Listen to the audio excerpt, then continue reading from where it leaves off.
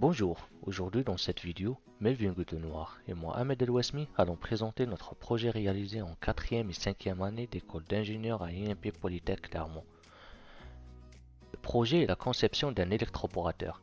Il a été proposé par nos clients M. Pascal Dubusset, professeur en génie biologie à l'Institut Pascal. Tout d'abord, nous allons introduire le sujet en expliquant le principe de l'électroporation. L'électroporation est un principe qui permet de modifier l'ADN d'une cellule. Si on prend l'exemple d'une bactérie et de l'ADN, l'électroporateur va générer une haute tension sur les deux éléments, ce qui va rendre la membrane de la bactérie poreuse, et grâce à ça, l'ADN va être injecté dans la bactérie. L'ADN est donc modifié. L'électroporateur est existant dans l'industrie. C'est un système composé d'une fiole et d'un appareil générant une haute tension. Dans la fiole, il y a un certain contenant liquide. La fiole est insérée dans l'appareil via un support. Ensuite, la haute tension est générée afin de modifier l'ADN du contenant. Notre objectif est de recréer le principe du dispositif proposé en industrie, mais avec un coût fortement réduit. L'électroporateur est décomposé en différentes parties qui sont les suivantes. Une carte déclenchement, une carte commande, une carte d'entrée, une carte de condensateur et une carte d'alimentation. Nous allons maintenant rentrer plus dans les détails de chaque carte pour comprendre le fonctionnement du système global. Pour commencer, nous allons parler de la carte d'alimentation. Son rôle est de générer les différentes alimentations. Il y a la partie puissance composée d'une alimentation 300 volts continue qui permet de charger les condensateurs. Il y a la partie commande composée de trois alimentations. La première, c'est une alimentation de plus ou moins 15 volts pour les optocoupleurs, une alimentation 5 volts pour le microcontrôleur et une alimentation plus ou moins 15 volts pour les relais. La seconde carte que nous allons maintenant présenter, et qui est la plus importante du système, car elle génère la haute tension, c'est la carte condensateur. Voici la carte condensateur. Cette carte a pour objectif de générer la haute tension.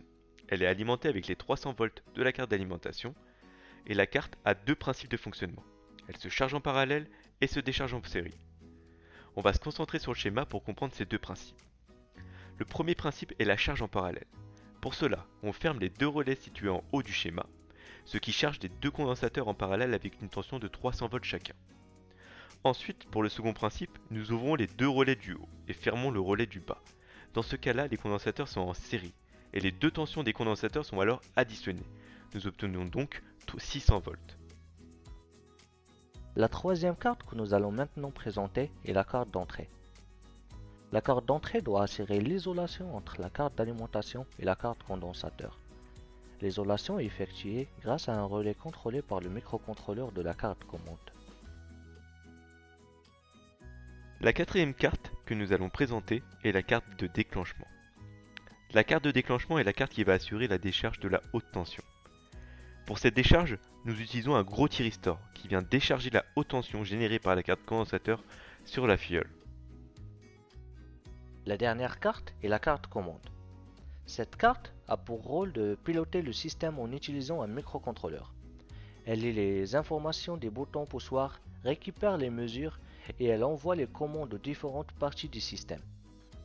J'espère que cette description vous a été utile pour comprendre le fonctionnement de notre projet. Si vous avez des questions ou si vous souhaitez en savoir plus, n'hésitez pas à nous contacter.